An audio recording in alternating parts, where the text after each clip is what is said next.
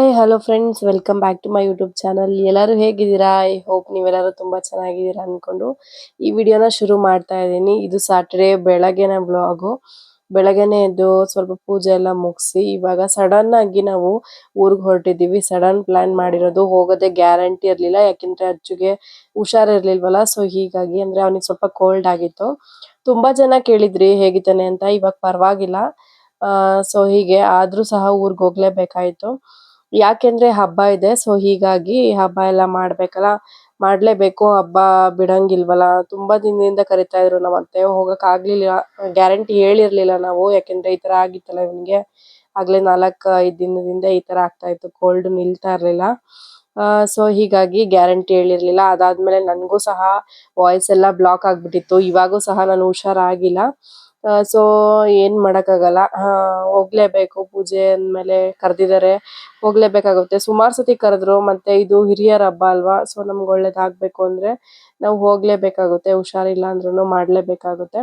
ಹಾಗೆ ಹೊರಟಿದೀವಿ. ಬಸ್ಸು ಸಿಕ್ತು, but seat ಸಿಕ್ಕಿಲ್ಲ. ಎಲ್ಲ 3 ಜನನು ಸಹ ನಾವು ನಿಂತ್ಕೊಂಡೇ ಹೋಗ್ತಾ ಇದೀವಿ. ನೋಡೋಣ, ಸೀಟ್ ಖಾಲಿ ಆಗ್ತಿದ್ದಂಗೆ ಕುತ್ಕೊಂಡ್ರಾಯ್ತು ಅಂತ ಅನ್ಕೊಂಡು ಹೊರಟಿದೀವಿ. ಯಾಕಂದ್ರೆ ನಾವು ಮಧ್ಯಾಹ್ನ ಮೇಲೆ ಹೊರಟಿರೋದ್ರಿಂದ ರಶ್ ಇದ್ದೇ ಇರುತ್ತೆ ಬಸ್ಸು. ಹಾಗೆ ಇಲ್ಲಿ ಟೀ ಕುಡಿಯಕ್ಕೆ ಅಂತ ಹೇಳ್ಬಿಟ್ಟು ನಿಲ್ಸಿದ್ರು. ಊಟ ಇಲ್ಲಾಂದ್ರೆ ಟೀ ಏನಾದ್ರು ಕುಡ್ಕೋಬಹುದು ಅಂತ ಹೇಳಿ ನಿಲ್ಸಿದ್ರು. ನೋಡ್ತಾ ಇರ್ಬೋದು, ಇಲ್ಲಿ ಮೋಡ ಎಷ್ಟು ಚೆನ್ನಾಗಿ ಕಾಣಿಸ್ತಿದೆ. ಇನ್ನೇನ್ ಮಳೆ ಬರೋ ತರ ಆಗ್ತಿತ್ತು, ಆದ್ರೆ ಹೆವಿ ಬಿಸಿಲು ಮಾತ್ರ. ಸೊ ಹೀಗಾಗಿ ನಮ್ಮ ಮನೇಲಿ ಇಬ್ರು ಸಹ ಇಡ್ಲಿ ತಗೊಂಡು ಸ್ವಲ್ಪ ತಿಂದ್ರು ಲೈಟ್ ಆಗಿ. ಬಟ್ ನನಗೆ ಜರ್ನಿ ಮಾಡ್ಬೇಕಾದ್ರೆ ಏನಾದ್ರು ಹೊಟ್ಟೆ ಫುಲ್ ಆದ್ರೆ ವಾಮಿಟಿಂಗ್ ಸ್ಟಾರ್ಟ್ ಆಗುತ್ತೆ. ಅದಕ್ಕೂ ಒಂದು ಪರಿಹಾರ ಇರುತ್ತೆ. ಏನೇ ತಿಂದ್ರು ಏನು ಅಂದ್ರೆ ಪರಿಹಾರ, ಎಲ್ಲೇ ಹೋದ್ರು ನೀವು ಏಲಕ್ಕಿ ಇಟ್ಕೊಳ್ಳಿ. ಏಲಕ್ಕಿ ಕಾಳು ನಿಜವಾಗ್ಲೂ ವಾಮಿಟಿಂಗ್ ಸೆನ್ಸೇಷನ್ ಏನೇ ಇದ್ರು ಸಹ ಅದನ್ನ ಅವಾಯ್ಡ್ ಮಾಡುತ್ತೆ. ಹಾಗೆ ನಮ್ಮ ಮನೆಯವರು ಸ್ವಲ್ಪ ಟೀ ಕುಡಿದ್ರು.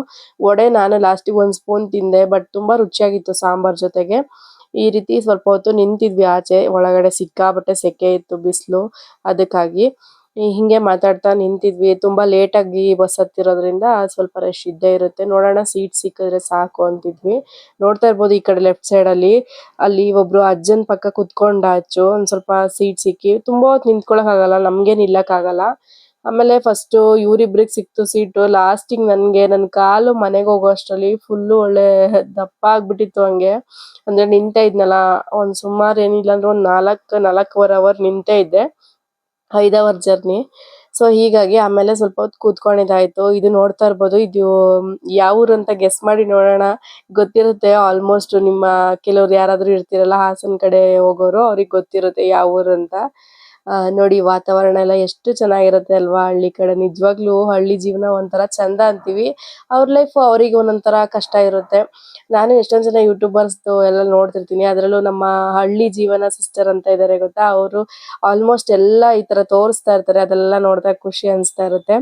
ಬಟ್ ಹಳ್ಳಿಲಿರೋರ್ಗೆ ಒಬ್ರಿಗೆ ಸಿಟಿಲಿ ಇರ್ಬೇಕು ಅಂತ ಅನ್ಸುತ್ತೆ, ಸಿಟಿಲಿ ಇರೋರ್ಗೆ ಹಳ್ಳಿಗೆ ಹೋಗ್ಬೇಕು ಅನ್ಸುತ್ತೆ. ಬಟ್ ಅವ್ರವ್ರ ಜೀವನ ಅವ್ರವರಿಗೆ ಕಷ್ಟ ಇದ್ದೇ ಇರುತ್ತೆ, ಗೊತ್ತಿರುತ್ತೆ. ಅವ್ರ ಕಷ್ಟ ಪಡೋದು ಅವ್ರಿಗೆ ಗೊತ್ತಿರುತ್ತೆ. ನಾನು ಅಪರೂಪಕ್ಕೆ ಹಳ್ಳಿಗೆ ಹೋಗಿ ಲಾಸ್ಟ್ ಟೈಮ್ ನೋಡಿರ್ಬೋದು, ಮೆಣಸಿನ್ಕಾಯಿ ಕುಯ್ಯೋ ಟೈಮಲ್ಲಿ ಮಳೆ ಬಂದಾಗ ಅವಾಗ ಎಷ್ಟು ಕಷ್ಟ ಆಯ್ತು. ಹಳ್ಳಿ ಜೀವನ ಅಂದ್ರೆ ಏನು ಅನ್ನೋದು ಅವಾಗ ನೀಟಾಗಿ ಗೊತ್ತಾಯ್ತು ನನ್ಗೆ.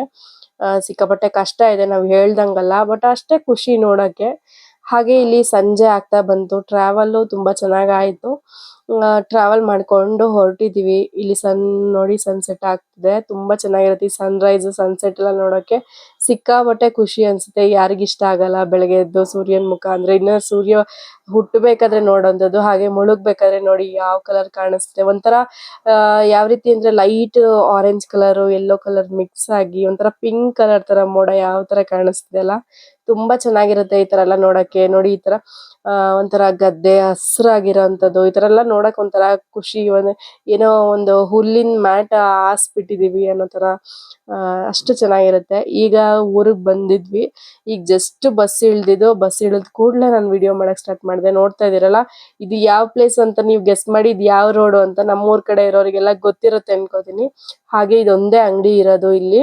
ನಮ್ಮೂರ್ಗೆ ಬಸ್ಸು ಸಹ ಇಲ್ಲ, ಅಂದ್ರೆ ಒಳಗಡೆ ಹೋಗ್ಬೇಕು. ಅಲ್ಲಿ ಮೇನ್ ರೋಡ್ ಅಲ್ಲಿ ಅಷ್ಟೇ ಬಸ್ಸು, ಒಳಗಡೆ ಬಸ್ ಇಲ್ಲ. ಸೊ ಹೀಗಾಗಿ ನಮ್ಮ ಮಾವ ನೋಡಿ ಬರ್ತಿದಾರೆ ನಮ್ಮನ್ನ ಕರ್ಕೊಂಡು ಹೋಗಕ್ಕೆ. ಫಸ್ಟ್ ನಾವು 3 ಜನ ಹೋಗ್ತಿರ್ತೀವಿ.